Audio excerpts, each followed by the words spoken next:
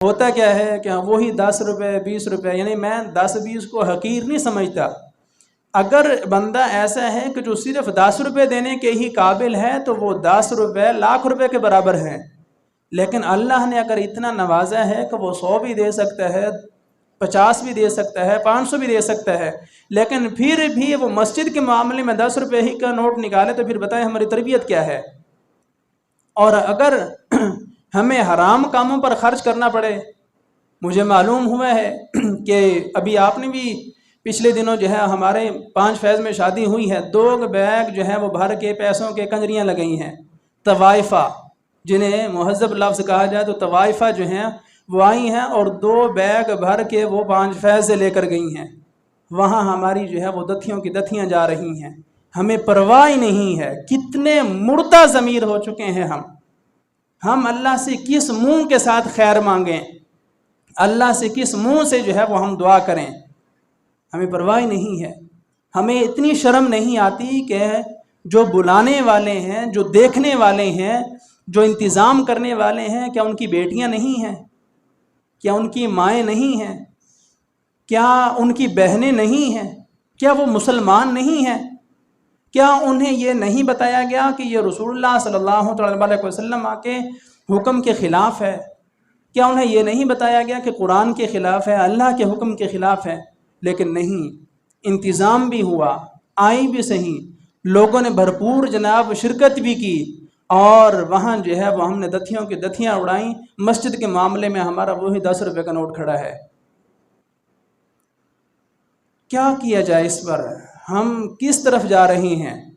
جب کہ کئی دفعہ بتایا گیا ہے قیامت کے دن اللہ رب العزت نے پوچھنا ہے، اور حدیث پاک میں ہے حضور نے جو فرمایا ہے وہ ہو کر ہی رہنا ہے۔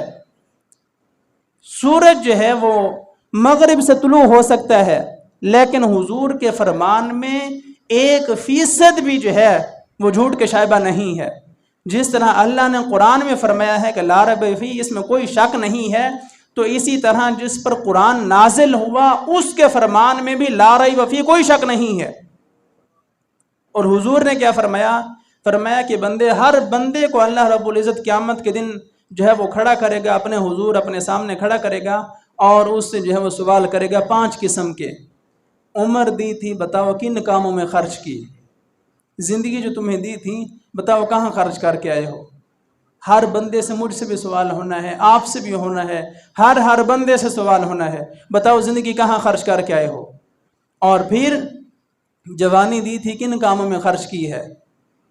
آج نظروں کی لذت ہے، رقص و سرور ہے، شراب و شباب جو ہے وہ چل رہا ہے، کیا اللہ کے حضور ہم نے جواب نہیں دینا؟ کیا جواب دیں گے کہ ہم نے جوانیاں جو ہے ان حرام کاموں میں خرچ کی ہیں؟ اور پھر فرمایا کہ مال کہاں سے کمایا، کہاں سے مال کمایا تھا، اور جو ہے وہ اگلا سوال کہاں خرچ کیا تھا۔ یہ جو آج بڑی ٹور کے ساتھ دتھیاں اڑا رہے ہیں، کل قیامت کے دن ایک ایک ذرے کا حساب ہونا ہے، ایک ایک ذرے کا۔ اور میرا کام ہے آپ کو صرف بتا دینا، سمجھانے کی کوشش کرنا، اور میری نظر میں سارے برابر ہیں، چاہے کوئی فقیر ہے چاہے کوئی امیر ہے، اور کسی کے لیے کوئی رعایت نہیں ہے۔ شاید کوئی یہ سمجھے کہ ہم امیر ہیں اور ہمارے لیے احکام جو ہیں وہ الگ ہوں گے۔ یہ یہودیوں کا طریقہ تھا کہ غریب مسئلہ پوچھنے آیا تو الگ مسئلہ بتا دیا، امیر پوچھنے آیا تو الگ بتا دیا۔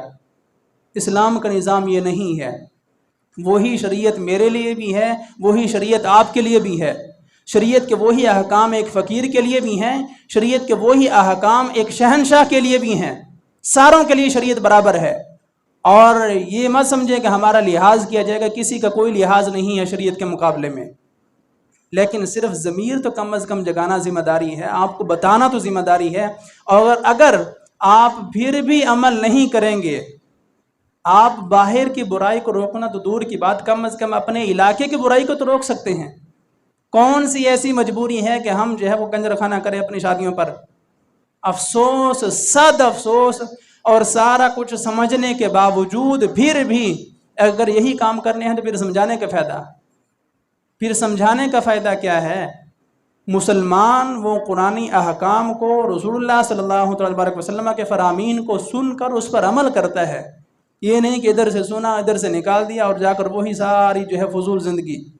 تو مال کہاں سے کمایا، کہاں پر خرچ کیا، نتیجہ کیا نکلے گا کہ مسجد میں آتے تھے، ہفتے بعد 7 دن کے بعد جو ہے وہ 7 دن کا ہفتہ ہے، اور ہفتے بعد جو ہے وہ جمعہ ہے، یعنی پورا ہفتہ گزرنے کے بعد جمعہ آتا ہے، اور ہماری مسجد سے جو ہے وہ چندہ کیا ہوتا ہے آپ کے سامنے ہے جو۔ اگر ہم یہ سوچیں کہ ہم روزانہ کا 10 روپیہ بھی جمع کریں تو کم از کم 60-70 روپے تو بنتے ہیں، لیکن توجہ ہی نہیں ہے۔ اور اگر رقص و سرور کی محفلیں ہیں تو 100 والی کافیاں جا رہی ہیں، 50 والی جو ہیں وہ جا رہی ہیں۔ کیا قیامت کے دن بتانا نہیں ہے کہ مال کہاں پر خرچ کیا تھا؟ اور پھر آخری سوال کیا ہے کہ تمہیں علم دیا تھا، بتاؤ اس پر عمل کتنا کیا ہے؟ علم کیا ہے؟ معلومات۔ آپ کو یہ جو چیزیں بتائی گئی ہیں، آپ کو پتہ چل گیا ہے، آپ کو علم آ گیا ہے۔ فحاشی عریانی اسلام میں حرام ہے، آپ کو پتہ ہے، لیکن اگر پھر بھی ہم عمل نہیں کرتے تو یہ مت سمجھیں کہ یہ جو علم دیا گیا تھا اس پر عمل کتنا کیا، یہ سارے مولویوں کے خلاف نہیں ہے۔ صرف مولویوں سے سوال نہیں ہونا کہ تمہیں علم دیا تھا عمل کتنا کیا، ہر بندے سے سوال ہونا ہے۔ ہر بندے کو پتہ ہے کہ فحاشی حرام ہے، لیکن اس کے باوجود پھر بھی جو فحاشی والے کام کرتے ہیں، فحاشی کو پروموٹ کرتے ہیں اور اس کا سارا انتظام کرتے ہیں، اس کے بارے میں پوچھا جائے گا کیا تمہیں پتہ نہیں تھا کہ حضور نے اس کام سے منع کیا ہے؟ تمہیں پتہ نہیں تھا کہ قرآن میں جو ہے وہ میں نے تمہیں ان کاموں سے منع کیا تھا، لیکن پھر بھی ان کاموں میں مبتلا رہے؟ بتاؤ اس کا تمہارے پاس کیا جواب ہے؟ بعض آئیں کن کاموں میں ہم پڑے ہوئے ہیں، یعنی تھوڑی سی شیطانی لذت کو حاصل کرنے کے لیے اپنی آخرت کو کتنا برباد کر رہے ہیں، کتنا ویران کر رہی ہیں۔ اور جہاں پر اس طرح کے بیہودہ پروگرام ہوتے ہیں تو آپ کیا سوچتے ہیں اس پر رحمت کہاں سے آئے گی؟ اس کا وبال، اس کا عذاب پورے علاقے پر ہوتا ہے۔ یہ مت سمجھیں کہ جناب ہمیں کیا، ہم تو اپنے گھروں میں ہیں، ہم تو 5 ٹائم نماز پڑھ رہے ہیں، اور یہاں اگر سودی کاروبار ہو رہا ہے تو اس کی نحوست پورے علاقے پر ہے، شراب کا کاروبار ہو رہا ہے اس کا عذاب پورے علاقے پر ہے، اسی طرح رقص و سرور کی محافل کا انعقاد کیا جا رہا ہے تو اس کا وبال، اس کا عذاب پورے علاقے پر آتا ہے۔ لیکن ہمیں پرواہ نہیں ہے، ہم یہ سمجھتے ہیں کہ ہم نماز پڑھ کے ہم اپنی عبادات کر کے فارغ ہیں۔ نیکی کا حکم دیں، برائی کو برا بھی سمجھیں، برائی کو روکنے کی کوشش بھی کریں، پھر یہ مسلمانی ہے۔ اور قرآن میں کیا کہا گیا؟ یأمرون بالمعروف، مسلمانوں کی پہچان کیا ہے؟ وہ نیکی کا حکم دیتے ہیں۔ اور وینہون عن المنکر، وہ قرآن یہ کہتا ہے کہ مسلمانوں کی پہچان یہ ہے کہ برائی کو برا سمجھتے بھی ہیں، برائی سے منع بھی کرتے ہیں۔ لیکن آج مالدار طبقہ جو ہے وہ اس لیول تک پہنچ آیا ہے کہ اگر انہیں برائی سے منع کرنے کی کوشش کی جائے تو یہ سمجھتے ہیں کہ جناب ہماری توہین ہو رہی ہے، ہمارے خلاف بات کی جا رہی ہے۔ بھئی آپ ایسے کام نہ کریں کہ جس کی وجہ سے آپ کے خلاف بات آئے، آپ کو دینداری والی بات کریں۔ یہ اتنی عمریں گزر گئی ہیں، قبروں میں ہم پہنچنے کے قریب ہیں، اپنی اولاد کی ہم نے کیا تربیت کی ہے؟ اور یہ سارا بغیرتی کا سسٹم کرنے کے بعد ہمیں کہیں سے کوئی جو ہے وہ ایوارڈ مل گیا ہے؟ کچھ بھی نہیں۔ اور جس شادی میں حرام کاری کا جو ہے اس میں اس کی بنیاد ہی حرام کاری پر ہو، اس نکاح میں برکت کہاں سے آئے گی؟ ان کا آپس میں جو ہے وہ آگے کی جو زندگی ہے وہ کیسے رحمتوں بھری ہو سکتی ہے؟